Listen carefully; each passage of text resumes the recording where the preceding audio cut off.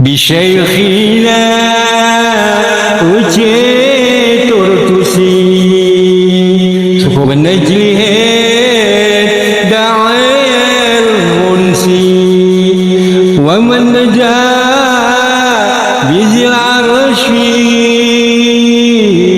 شيخنا يا الله.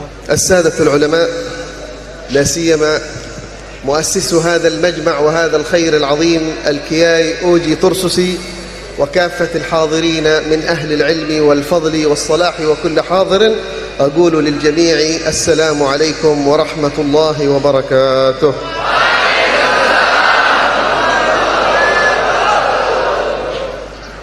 ونحمد المولى الكريم الذي جمعنا وإياكم على ذكره وعلى ذكر حبيبه صلى الله عليه وسلم وعلى ذكر أحبابه. وما كان ليجمعنا إلا لينفعنا، وما كان ليجمعنا إلا ليرفعنا، وما كان ليجمعنا إلا وقد أراد الله بنا الخير. فالحمد لله على ذكره، والحمد لله على ذكر رسوله، والحمد لله على ذكر الصالحين، ومنهم ومن أعظمهم سيدنا محي الدين عبد القادر الجيلاني رضي الله عنه. Beliau memulai dengan memuji syukur kepada Allah Subhanahu wa taala dan menyambut dan memuliakan segenap para alim ulama yang hadir pada tengah-tengah kita pada siang hari ini, wabil khusus sahibul ma'had, sahibul majlis Al-Kiai Al-Syekh Uji Turtusi dan segenap para alim ulama lainnya. Kemudian beliau setelah memuji syukur kepada Allah Subhanahu wa taala, alhamdulillah bahwasanya kita dikumpulkan di majelis ini untuk mengingat Allah Subhanahu wa taala, berkumpul di majelis ini untuk mengingat junjungan Nabi besar Muhammad sallallahu alaihi wasallam. Kita berkumpul di majelis ini juga untuk mengingat salah seorang wali Allah Subhanahu wa taala. Tak lain Allah mengumpulkan kita di majelis ini kecuali untuk mengangkat derajat kita semua, dan kita dikumpulkan agar mendapatkan kebaikan dari Allah Subhanahu wa taala. Dan alhamdulillah kita di sini mengingat Allah Subhanahu wa taala, mengingat junjungan Nabi besar Muhammad sallallahu alaihi wasallam, dan juga mengingat salah seorang wali Allah Subhanahu wa taala yang memiliki peranan besar dalam meneruskan dakwah junjungan Nabi besar Muhammad sallallahu alaihi wasallam, yaitu Syekh Abdul Qadir Al-Jailani. وإذا كنا نجتمع بهذا العدد العظيم الذي أهل الدنيا يصعب عليهم أن يجمعوه لأجل أن يقفوا مع رجل أو ضد رجل، لكننا اجتمعنا لأجل رسول الله صلى الله عليه وسلم ولأجل أولياء الله الصالحين رضوان الله عليهم، وننعم بهذا الأمن، وننعم بهذا الأمان، وننعم بفضل الله الذي قال عنه النبي صلى الله عليه وسلم: ما جلس قوم في بيت من بيوت الله. وقال القائل: لا يجتمع من أمة النبي محمد صلى الله عليه وسلم 40 إلا وفيهم ولي لله عز وجل. فكم أولياء هذا المجمع وكم أولياء هذا المحفل، فالحمد لله على ذلك.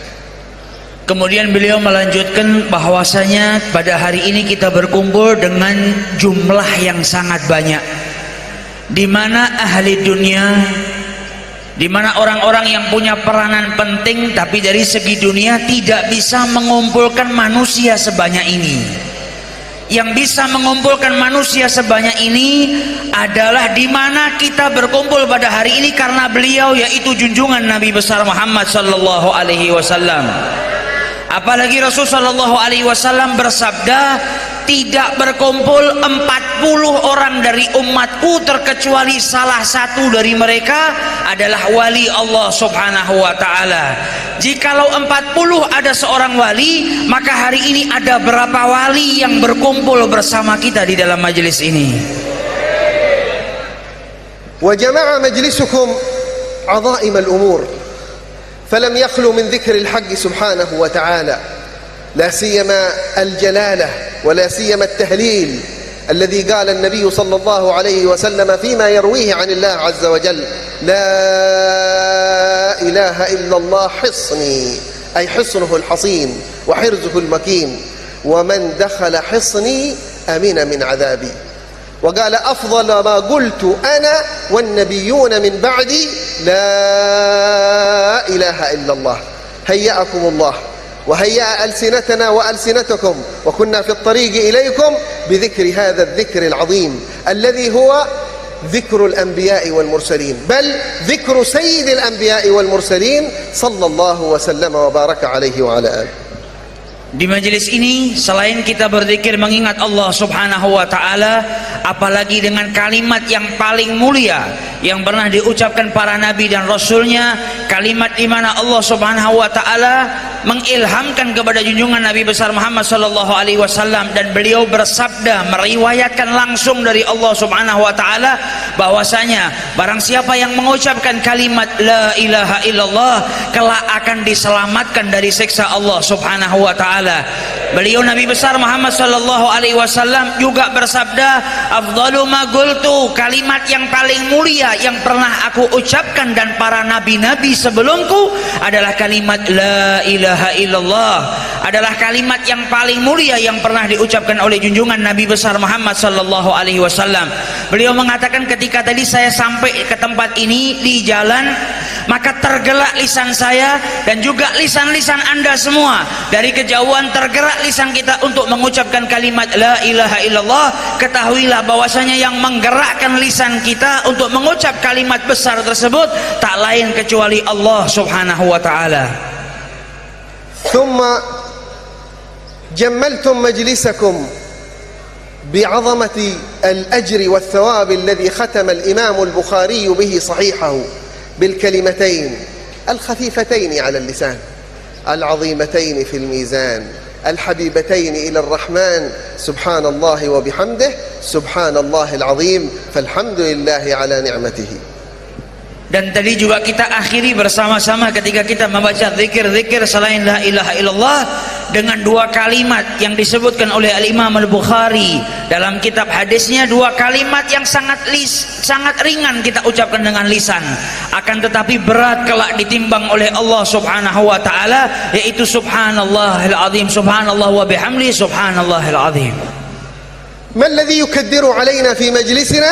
قد يكون الزحام، وقد يكون الشمس الخفيف، وقد تكون الأمطار، لكن هذه الأمور لا تساوي شيئا أمام ما واجه النبي صلى الله عليه وسلم، الذي لم يكن يشغله المطر أو الشمس أو الزحام، وإنما كان يرمى بالحجارة حتى تسيل دماؤه، وإنما كان توضع عليه الأوساخ على ظهره وهو ساجد أمام الكعبة المشرفة، وهو يسب وهو يشتم وهو يرمى بالفظائع وهو يرمى بالكبائر، رغم أنهم في قرارة أنفسهم يعلمون أنه الصادق الأمين، ولا يأتمنون على جواهرهم وكنوزهم إلا غرفته الشريفة صلى الله وسلم وبارك عليه.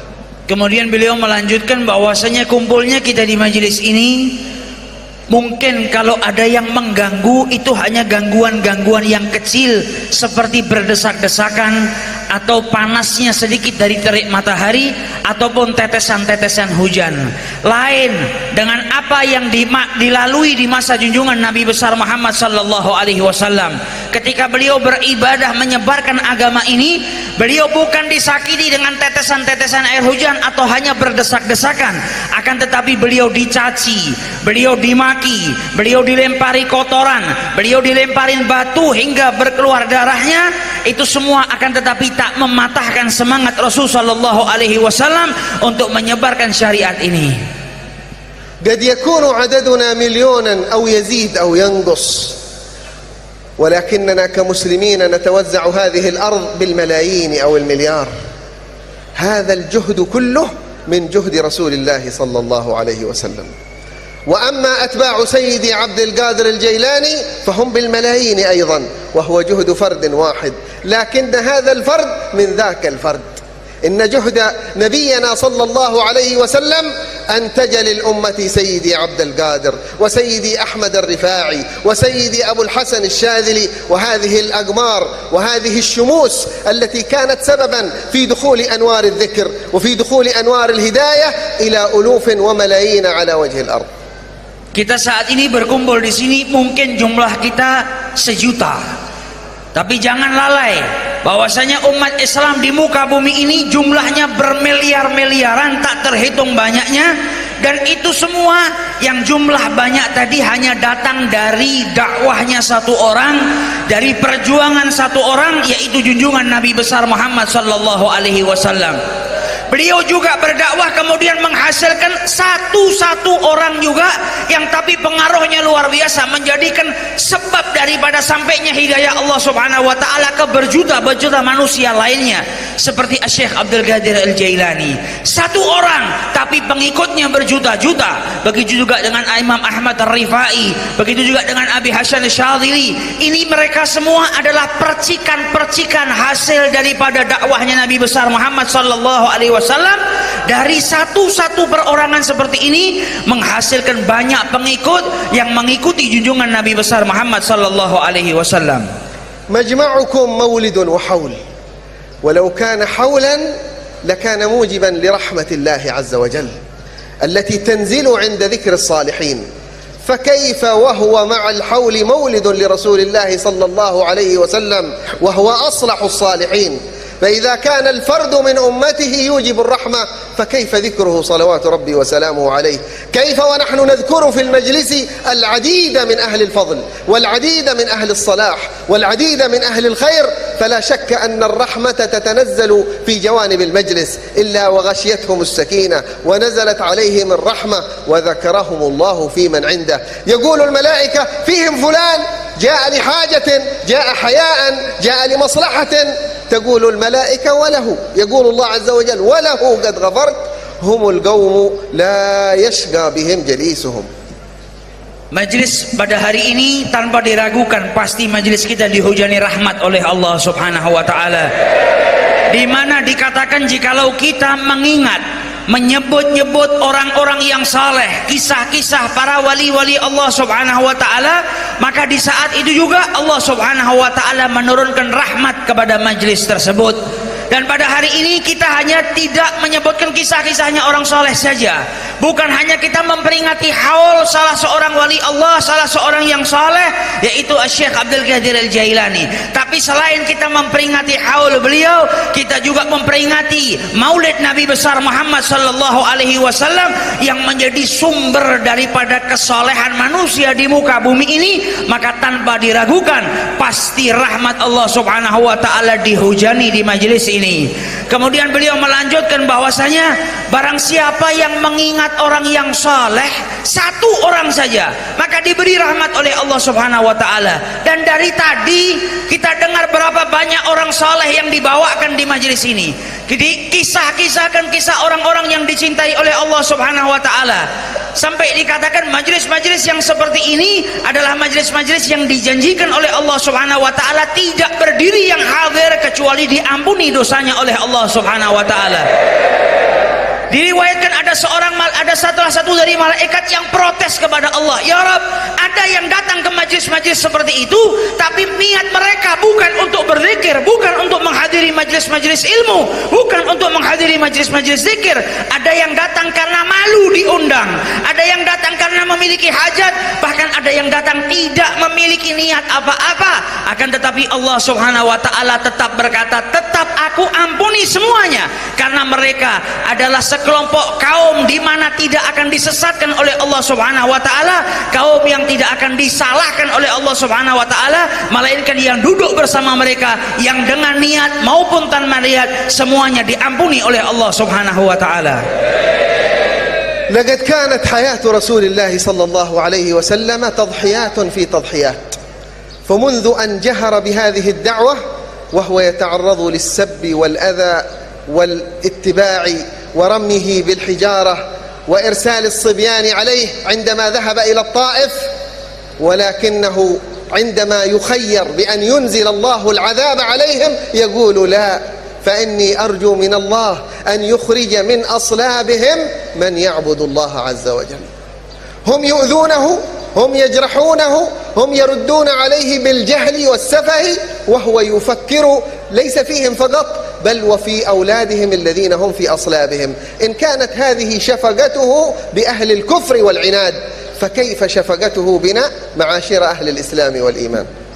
Kemudian beliau melanjutkan bahwasanya ketika Nabi Muhammad sallallahu alaihi wasallam telah menetapkan untuk dakwah secara terang-terangan, tidak lagi sembunyi-sembunyi, maka di saat itu juga dimulailah sesuatu yang tidak enak diterima oleh junjungan Nabi besar Muhammad sallallahu alaihi wasallam setiap harinya. Beliau mulai dicaci, beliau dimaki, beliau diseksa, beliau disakiti, sampai orang-orang Taif ketika itu memerintahkan anak-anak kecil untuk melempari Rasul sallallahu alaihi wasallam dengan batu-batu kecil, sehingga beliau terusir dari kota Taif dalam keadaan terluka hatinya dan terluka jasadnya. Sehingga ketika beliau keluar dari Taif, maka malaikat Allah turun ke muka bumi ini. Sang malaikat berkata, Allah mendengar bahwasanya engkau diusir oleh kaummu sendiri ya Muhammad.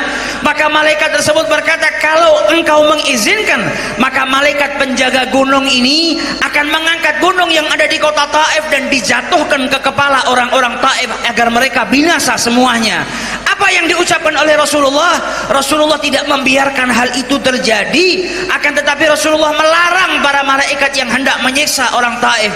Bahkan beliau berharap jikalau mereka tidak mendapat hidayah, aku berharap salah seorang kelak dari anak cucu mereka ada yang bisa meneruskan perjuanganku, yaitu menyebarkan syariat Allah subhanahu wa ta'ala. Kita lihat bagaimana kasih sayang Nabi kepada orang kafir yang menyiksa diri beliau. Ada orang kafir yang menyiksa beliau, orang kafir yang menyakiti beliau, tapi didoakan, disayangi, dicintai. Bagaimana kita yang umatnya duduk pada siang hari ini demi Rasulullah sallallahu alaihi wasallam. ولم يعش صلى الله عليه وسلم كما عاشت الملوك، بل كان الداخل إلى مجلسه لا يميزه من أصحابه، وكان يقول إنما أنا عبد آكل كما يأكل العبد وأجلس كما يجلس العبد. وعندما جاء بعض الصحابة واضطر أن يربط الحجر على بطنه وظنوا أن النبي لم يكن مثلهم، فعندما حضروا بين يدي النبي وشكوا له رفع على بطنه فرأوا أنه يعصب على حجرين أو ثلاثة، فكان أشدهم جوعا وأشدهم صبرا صلوات ربي وسلامه عليه. Pemimpin kita yang satu ini tidak hidup seperti hidupnya para raja. Diriwayatkan bahwasanya Rasul sallallahu alaihi wasallam hidup seperti layaknya para sahabat yang lainnya. Sehingga tatkala para sahabat duduk di masjid, kalau Rasulullah masuk, kadang-kadang para sahabat tidak sadar kalau yang masuk itu Rasul sallallahu alaihi wasallam, karena tidak berbeda dengan para sahabat yang lain. Beliau merendah, bahkan beliau berkata, aku makan seperti mereka para sahabatku makan. Aku duduk bersama para sahabatku di tempat di mana mereka duduk, tidak pernah membedakan satu dengan yang lain. Beliau termasuk salah seorang pemimpin yang merakyat, yaitu junjungan Nabi besar Muhammad sallallahu alaihi wasallam. Sehingga diriwayatkan dahulu ada salah seorang sahabat yang kelaparan, mendatangi Rasulullah dan perutnya diikat dengan satu batu. Dia kira dia adalah manusia yang paling lapar dan manusia yang paling tersiksa, sehingga mengganjal perutnya dengan batu. Ketika mendatangi Rasul sallallahu alaihi wasallam mengeluh atas sesuatu yang ia alami, maka Rasul sallallahu alaihi wasallam pun membuka sedikit daripada pakaiannya, dan sahabat tersebut melihat ternyata Rasulullah di perutnya terdapat 3 butir batu yang mengganjal perutnya juga karena kelaparan. وهكذا تستمر سيرة الحبيب جمالا في جمال حتى تأتي ساعة الموت التي ستقبل علينا وعليكم، ونسأل الله أن يقبض أرواحنا على حسن الختام. آمين. وعلماؤنا بيّنوا أن تشبيه الموت كحالة شوك موجود في كل عضو من أعضائنا ينزع منا مرة واحدة. في هذه الحالة عند وفاة النبي صلى الله عليه وسلم جاء أنه يخاطب ملك الموت ويقول يا ملك الموت شد في نزع روحي وخفف عن أمتي صلى الله وسلم وبارك عليه وعلى. Begitulah keindahan daripada riwayat hidup junjungan Nabi besar Muhammad sallallahu alaihi wasallam. Sehingga manusia yang paling indah ini pun juga akhirnya dipanggil atau diambil oleh Allah subhanahu wa ta'ala, yaitu berpindah ke rahmat Allah subhanahu wa ta'ala, di mana kematian itu datangnya pasti. Kita semua juga akan menghadapi kematian. di mana diriwayatkan kematian itu ibarat sebuah manusia punya barang kemudian diambil. Kematian itu ibarat anggota tubuh kita semua nanti akan dicabut oleh Allah Subhanahu wa taala. Diriwayatkan saat itu Rasulullah sallallahu alaihi wasallam menjelang detik-detik wafatnya, maka ketika dicabut nyawanya, di mana tidak seorang pun tidak merasakan sakitnya sakaratul maut sebagaimana difirmankan oleh Allah Subhanahu wa taala, maka ketika sang nabi yang satu ini merasakan sakitnya sakaratul maut, dia berkata kepada malaikat pencabut nyawa, wahai malaikat, cabutlah nyawaku, bebankan rasa sakit sakaratul maut umatku kepadaku, dan ringankanlah sakaratul maut umat-umatku. والحديث في الحبيب يطيب ولا ينتهي، وكما قال سلطان العارفين شيخ عمر بن الفارض: وعلى تفنن واصفيه بوصفه ليس تفنى المجلس ولا السنة ولا 100 سنة ولا 1000 ولا 1,000,000، يفنى الزمان وفيه ما لم يوصف صلى الله عليه وعلى آله. Jika kita membaca riwayat hidup Rasul sallallahu alaihi wasallam, keindahan-keindahan kita dapati luar biasa. Sehingga salah seorang ulama besar, Syekh Umar Ibn Farid, berkata, kalau kita membaca sejarahnya Nabi, tidak hanya cukup sehari, 2 hari, setahun, 100 tahun, akan tetapi sepanjang zaman kita baca, tidak cukup untuk mendapatkan keindahan-keindahan yang ada pada sejarah hidup junjungan Nabi besar Muhammad sallallahu alaihi wasallam. لأجل ذلك كله كان مولدكم ومجمعكم استجابة لقوله: قل بفضل الله وبرحمته فبذلك فليفرحوا. لا يفرحوا بأولادهم فحسب، ولا بأموالهم فحسب، ولا بآبائهم فحسب، بل ينبغي أن تكون فرحتهم الكبرى بالرحمة التي أرسلها الله للعالمين. Begitu juga kumpulnya kita pada hari ini, yang termasuk memperingati hari kelahiran Nabi besar Muhammad sallallahu alaihi wasallam, adalah sebagaimana difirmankan oleh Allah Subhanahu wa taala, kita diperintahkan untuk bahagia dengan setiap rahmat dan kemurahan yang diberikan oleh Allah Subhanahu wa taala kepada kita. Tidak hanya kita bahagia dengan punya anak, jangan hanya bahagia dengan memiliki anak atau memiliki kenikmatan berupa harta dunia dan lain sebagainya, tapi ada kenikmatan yang sangat besar, yaitu kenikmatan dijadikan kita umatnya Nabi besar Muhammad sallallahu alaihi wasallam mendapat rahmat Allah yang dibawa oleh junjungan Nabi besar Muhammad sallallahu alaihi wasallam. Ini merupakan kenikmatan yang paling agung, di mana sangat dianjurkan kita untuk bergembira. Bagaimana cara bergembiranya? Yaitu dengan berkumpul di majelis-majelis seperti ini. والغريب أن أناسا من أمته صلى الله عليه وسلم ظل هواهم وظنوا أن ذكره والصلاة عليه وقراءة مولده محرما وبدعة، وهم يقرؤون في كلام الله عز وجل مولد عيسى ومولد يحيى ومولد مريم ابنة عمران، أفيكون مولد هؤلاء قرآنا يتلى وعبادة يتقرب بها إلى الله عز وجل، ويكون مولد محمد سيدهم أجمعين موجب للنار والضلال والعياذ بالله. Akan tetapi sesuatu yang mengherankan, di saat-saat ini banyak orang yang tidak suka dengan peringatan Maulid Nabi besar Muhammad sallallahu alaihi wasallam. Ada sekelompok orang yang tidak suka dengan sholawatan, padahal di Quran diceritakan maulidnya Nabi Allah Isa. Di dalam Al-Quran diceritakan maulidnya Nabi Allah Isa dan maulid-maulid para nabi yang lainnya. Kalau para nabi yang lainnya maulidnya diceritakan dalam Al-Quran, bagaimana dengan maulidnya pemimpin para nabi, ketuanya para anbiya dan para mursalin, kekasih Allah Subhanahu wa ta'ala? Masa yang memperingati maulid beliau dan cinta dengan sholawat kepada beliau dimasukkan ke dalam nerakanya Allah Subhanahu wa ta'ala? Wa iyadzubillah. Ini merupakan pemahaman-pemahaman yang salah. Jikalau para nabi yang lain maulidnya dimuliakan oleh Allah dalam Al-Quran, maka lebih daripada itu, maulid Nabi besar Muhammad sallallahu alaihi wasallam pun dimuliakan oleh Allah Subhanahu wa ta'ala. بل يذكر القرآن على لسان الأنبياء عظمة ميلادهم في قول سيدنا عيسى: والسلام علي يوم ولدت ويوم أموت ويوم أبعث حيا. يوم ولدت شاء من شاء وأبى من أبى. ويقول عن سيدنا يحيى: والسلام عليه يوم ولد ويوم يموت ويوم يبعث حيا. وأما مولد موسى ففيه تطويل وقصة مطولة في كتاب الله. Begitu juga kelahiran, kematian, itu semua juga disebutkan dalam Al-Quran. Bahkan juga Nabi Allah Musa, Nabi Allah Isa alaihissalatu wassalam memberikan ucapan selamat, di mana di dalam Al-Quran disebutkan keselamatan bagiku, keselamatan bagi kami di hari kelahiran, di hari kewafatan, dan di hari bi'sah pembangkitan kelak. Begitu juga dengan hari kelahiran Nabi Allah Musa alaihissalatu wassalam yang disebutkan sangat banyak kisah beliau di dalam Al-Quran. ولذلك فإن أئمة الإسلام كالإمام الديبعي قابلوا عظمة أخلاق رسول الله تجاهنا بقولهم: ولو أنا عملنا كل يوم لأحمد مولدا قد كان واجب.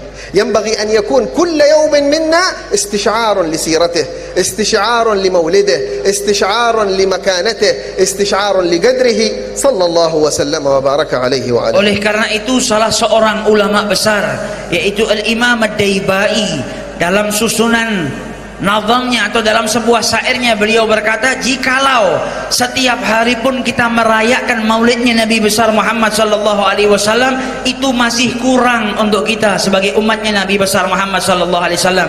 Oleh karena itu sudah selayaknya kita sebagai umatnya Nabi besar Muhammad sallallahu alaihi wasallam minimal setiap hari kita mengingat beliau, minimal setiap hari kita meneladani akhlak beliau, minimal setiap hari kita bertafakur mengingat kembali junjungan Nabi besar Muhammad sallallahu alaihi wasallam melalui sejarah-sejarah hidupnya, agar kita bisa meneladani beliau dari akhlaknya, dari sifatnya, dari adabnya, dan dari lain sebagainya. وسيدي محي الدين بن عبد القادر الجيلاني صاحب هذه الحولية ما بلغ هذه المكانة إلا باتباعه للنبي محمد صلى الله عليه وسلم، إلا بسياحته في البرار والقفار، إلا بتحصيله العلوم حتى صار متمكنا في 15 علم من علوم الشريعة الغراء. كان جامعا للشريعة والطريقة والحقيقة حتى بلغ ما بلغ ووصل إلى هذه الرتبة العليا بين أولياء الله عز وجل. Begitu juga dengan mursyidina Syekh Abdul Qadir Al-Jailani. Beliau tidak mungkin menjadi salah seorang yang besar, salah seorang yang mulia, terkecuali beliau mengikuti junjungan Nabi besar Muhammad sallallahu alaihi wasallam.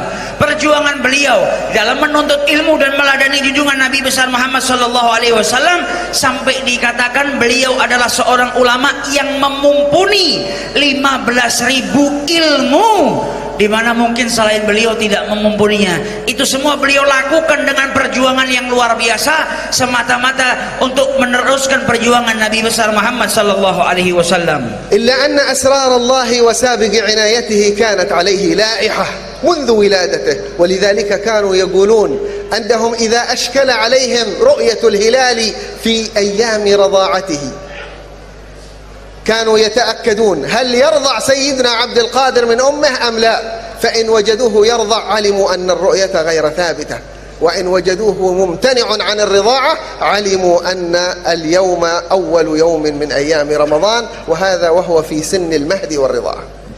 Kemudian dilanjutkan bahwasanya Syekh Abdul Qadir Al-Jailani beliau adalah seseorang yang dari mulai kecil, dari usia balita sudah nampak kebesarannya yang diberikan oleh Allah Subhanahu wa taala, sehingga diriwayatkan di masa kecil beliau, di masa balita beliau, jika ada orang yang saling bertanya-tanya apakah tak besok pagi ini sudah masuk bulan Ramadan, apakah tadi yang kita lihat ini benar-benar bulan? Ketika ada keraguan, ada yang melihat bulan dan ada yang berkata tidak, maka mereka semua datang ke rumah Syekh Abdul Qadir Jailani dan bertanya kepada ibunya, apakah Abdul Qadir hari ini telah menyusu? Jikalau Syekh Abdul Qadir Al-Jailani hari itu menyusu, maka tidak dianggap tidak terlihat bulan. Karena apa? Mulai kebiasaan dari kecil, jika datang bulan Ramadan Syekh Abdul Qadir Jailani sudah mulai puasa padahal usianya masih balita. Jikalau ditanya kepada ibunya, tidak, hari ini Abdul Qadir tidak menyusu, maka ditetapkan bahwasanya hari ini telah memasuki bulan suci Ramadan. وأول ما تأهل لطلب العلم أرسله أمه لكي يطلب العلم وتوصيه بوصية أن لا يكذب مهما حصل له، وتخفي أموالا في ثوبه، تخيط هذه الأموال بالخيط حتى لا يطلع عليها أحد، ويشاء المولى أن يتعرض القافلة لأناس يسرقونهم، فوجدوا معهم هذا الطفل الصغير فقالوا له أنت هل معك شيء من المال؟ قال نعم. أين المال الذي معك؟ قال مخبأ هنا. أين؟ قال في هذا المكان. ففتحوا الخيط ووجدوا المال الذي وضعته أمه. فقال له رئيس اللصوص: ألا تدري أننا سنأخذها؟ قال: نعم. قال: فلم تخبرنا؟ قال: لأن أمي أوصتني أن لا أكذب. قال: أين أمك الآن؟ قال: إن كانت أمي لا تراني فإن ربي ورب أمي يراني، ولقد عاهدتها أن لا أكذب عليها. فالتفت رئيس اللصوص وقد رزق الهداية بهذه الأخلاق التي تمسك فيها هذا الطفل بأخلاق النبي محمد صلى الله عليه وسلم الصادق الأمين، وقال لهم: طفل عاهد أمه ولم يشأ أن ينقض عهده، فكيف ننقض عهدنا مع الله عز وجل؟ سر بنا يا عبد القادر فنحن وراءك لنطلب العلم في بغداد. Kemudian beliau melanjutkan, begitu juga di masa kanak-kanak beliau ketika hendak pergi menuntut ilmu. Maka sang ibu ketika Abdul Qadir yang masih kecil ini mau pergi menuntut ilmu, ibunya berkata, "Aku berwasiat kepadamu wahai anakku, janganlah sekali-kali berdusta." Dan sang ibu pun memberikan beberapa sedikit uang dan dijahit di pakaiannya agar aman.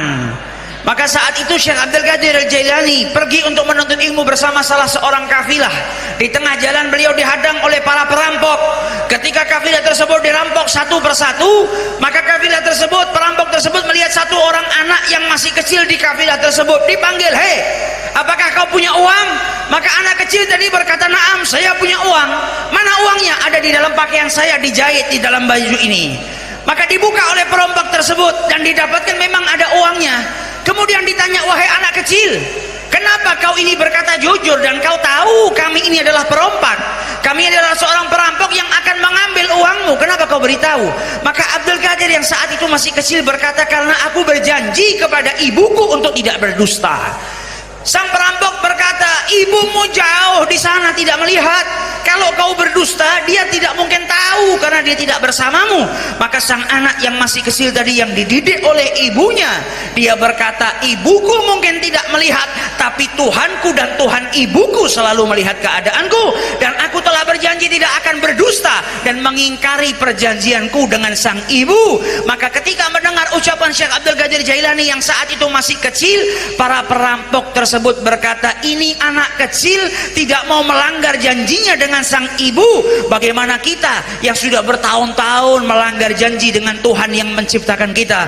Maka perampok tersebut saat itu juga mendapat hidayah dari Allah dan berkata, "Wahai Abdul Qadir, jalanlah di depan, kami menjadi pengikutmu, menjadi muridmu." Padahal usia Syekh Abdul Qadir saat itu masih kecil, dan yang ikut dengan beliau adalah orang-orang dewasa yang tadinya perampok, tapi karena akhlak beliau, kejujuran beliau yang tak lain berittiba kepada Nabi besar Muhammad sallallahu alaihi wasallam, menjadikan orang-orang tersebut mendapat hidayah dari Allah Subhanahu wa taala. حتى بلغ ما بلغ سيدنا عبد القادر إلى أن قال كلماته المعروفة، وقال: كل قطب يطوف بالبيت سبعا وأنا البيت طائف بخيامي. وبلغ من مبلغه أنه كان سائرا هو وجماعة من تلاميذه، فمر على قبر يعذب، فقال لأهله ولأصحابه: إنه يعذب، فهل بيني وبينه صلة؟ قالوا: لم يحضر دروسك. هل رآني؟ قالوا: لم يرك. قال: أريد أن أشفع له عند الله. فقال له أحد التلاميذ: لقد شاهد مرة من المرات غبار خيل تلامذتك يا إمام. قال: إذن الآن نشفع له عند الله عز وجل. فكيف بمن أحبه، وكيف بمن قرأ أوراده، وكيف بمن سلك على طريقته، وكيف بمن حضر حوله ومولده. Kemudian beliau melanjutkan, begitu juga Syekh Abdul Qadir Jailani, di mana beliau dalam sebuah kata mutiaranya telah menjelaskan kepada kita, menunjukkan kebesaran derajat beliau di hadapan Allah Subhanahu wa taala. Beliau berkata, setiap qutub, setiap wali Allah yang sampai ke derajat qutbiyah, mereka semua bertawaf 7 kali. Akan tetapi beliau mengibaratkan dirinya, aku adalah bait, aku adalah yang ditawafi oleh mereka, menunjukkan kebesaran derajat beliau di mata Allah Subhanahu wa taala. Suatu ketika ada satu perkampungan di mana ada orang kampung tersebut mati dan disiksa oleh Allah Subhanahu wa taala. Setiap hari penduduk kampung tersebut mendengar ada teriakan dari dalam makam tersebut. Maka penduduk kampung yang mulai ketakutan ketakutan dengan teriakan-teriakan yang munculnya dari dalam kubur, mendatangi Syekh Abdul Qadir Al-Jailani, meminta kepada Syekh Abdul Qadir Jailani untuk mendoakan orang tersebut agar siksaannya diangkat oleh Allah Subhanahu wa taala. Maka Syekh Abdul Qadir Al-Jailani bertanya, orang ini apakah dia santri saya? Maka yang lain menjawab, bukan. Apakah dia pernah sholat di belakang saya? Tidak pernah. Apakah dia pernah duduk di majelis saya? Tidak pernah. Apakah dia pernah berjabat tangan dengan saya? Tidak pernah. Apakah dia pernah melihat wajah saya? Mereka berkata tidak pernah. Ini orang nggak pernah kenal dengan kamu. Kata Syekh Abdul Qadir Jailani, kalau tidak ada sangkut pautnya dengan saya, dari mana saya mau mintakan tolong kepada Allah Subhanahu wa taala? Tak lama kemudian ada orang yang datang berkata, ya Syekh, orang ini pernah melihat debu yang pernah engkau injak, di mana ketika dia di pasar, dia melihat ada sekelompok orang yang berjalan, sehingga dahulu ketika berjalan itu tanah yang dipijak menghasilkan debu. Ketika debu tersebut banyak, maka orang ini ingin bertanya, siapa yang tadi barusan lewat kok banyak debu? Itu rombongannya Syekh Abdul Qadir Jailani. Jadi orang ini pernah ngelihat tanah, debu bekas kau injak. Kata Syekh Abdul Qadir Jailani, kalau begitu aku bisa selamatkan dia.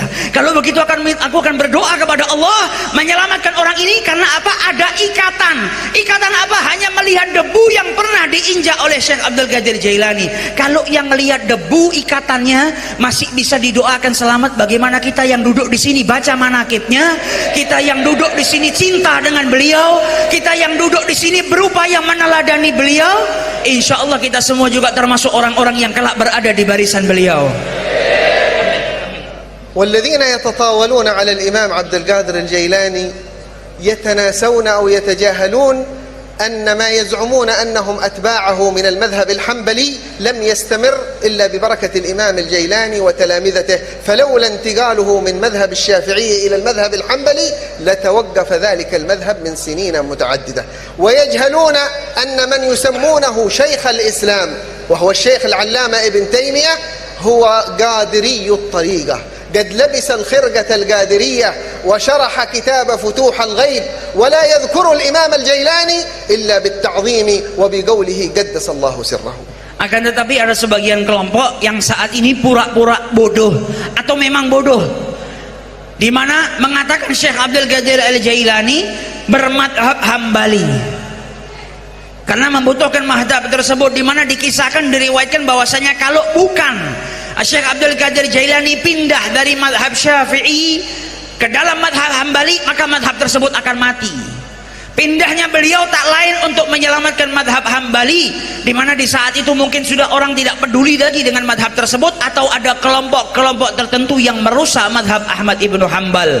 Begitu juga dengan Syekh Ibnu Taimiyah. Ibnu Taimiyah yang dikenal dengan orang-orang banyak sekarang ini kalau dia tidak suka begini dan begitu, padahal beliau Syekhul Islam Ibnu Taimiyah adalah salah seorang yang berthariqah Qadiriyah juga, sehingga Syekh Ibnu Taimiyah punya karangan mensyarahkan kitab Syekh Abdul Qadir Jailani Futuhul Ghaib. Bahkan Ibnu Taimiyah tidak pernah mengucap nama Syekh Abdul Qadir Jailani kecuali mengucapkannya dengan penuh pengagungan, tapi hal ini disembunyikan oleh golongan-golongan pengikut Ibnu Taimiyah saat ini. وقبل أن نختم مجلسنا بالدعاء نريد أن نسر قلب الحبيب محمد صلى الله عليه وسلم، ونريد أن نحصل على علامة قبول هذا المجلس بأن نحرر نية صالحة للتوبة وللإقبال على الله عز وجل حتى نستوجب فتح 70 باب من أبواب التوفيق، وأن نسر قلب سيدنا عبد القادر الجيلاني بأن نصدق في الذكر، وأن نصدق في السلوك، وأن نصدق في الطريقة، وأن نصدق في الإقبال على الله عز وجل، فلولا هذا لكنا خاسرين في هذا المجلس. Sebelum kita tutup majelis ini, maka hendaknya kita berupaya tidak keluar dari majelis ini terkecuali kita berupaya untuk membahagiakan Nabi besar Muhammad sallallahu alaihi wasallam. Kita juga berupaya untuk membahagiakan guru besar kita, yaitu Syekh Abdul Qadir Al-Jailani. Caranya dengan apa? Mantapkan niat bahwasanya mulai detik ini, mulai saat ini kita benar-benar untuk mengikuti jalan beliau, thariqah beliau, zikir beliau, dan bentuk-bentuk ketaatan mendekatkan diri kepada Allah Subhanahu wa taala semata-mata karena Allah Subhanahu wa taala, agar Allah Subhanahu wa taala membukakan kepada kita 70 pintu-pintu rahmatnya yang dijanjikan bagi setiap orang yang benar-benar menghadap kepada Allah Subhanahu wa taala. نسأل الله عز وجل بأسمائه الحسنى وكلماته التامات بكل اسم سمى به نفسه أو أنزله في كتابه أو علمه أحدا من خلقه نسأله موجبات رحمته وعزائم مغفرته والسلام من كل إثم والغنيمة من كل بر والفوز بالجنة والنجاة من النار. نسأله زيادة في الدين، بركة في العمر، صحة في الجسد، سعة في الرزق، توبة قبل الموت، شهادة عند الموت، مغفرة بعد الموت، عفوا عند الحساب، وأمانا من العذاب، ونصيبا من الجنة، وأن يرزق هذه القلوب الحاضرة لذة النظر إلى وجهه الكريم في جنات النعيم، وأن يفعل كذلك بآبائنا وأمهاتنا وقراباتنا وجيراننا وذوي الحقوق علينا، وأن لا يصرف واحدا من هذا الجمع إلا وقد غفرت الذنوب وسترت العيوب وقضيت الحاجات وكشفت الكروب ورضي الله عنا رضا لا سخط بعده، إنه على ذلك قدير وبالإجابة جدير والعفو منكم. Kemudian beliau tadi menutup dengan doa yang kita amini bersama-sama, semoga kita mendapatkan ridhonya Allah Subhanahu wa taala. Amin ya rabbal alamin. Ini yang bisa saya terjemahkan, kurang lebihnya mohon maaf. Wal afu minkum. Wassalamualaikum warahmatullahi wabarakatuh.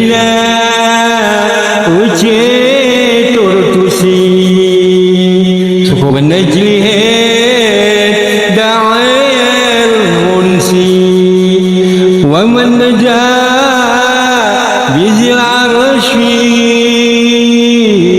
شيلنا يا الله. والسلام عليكم.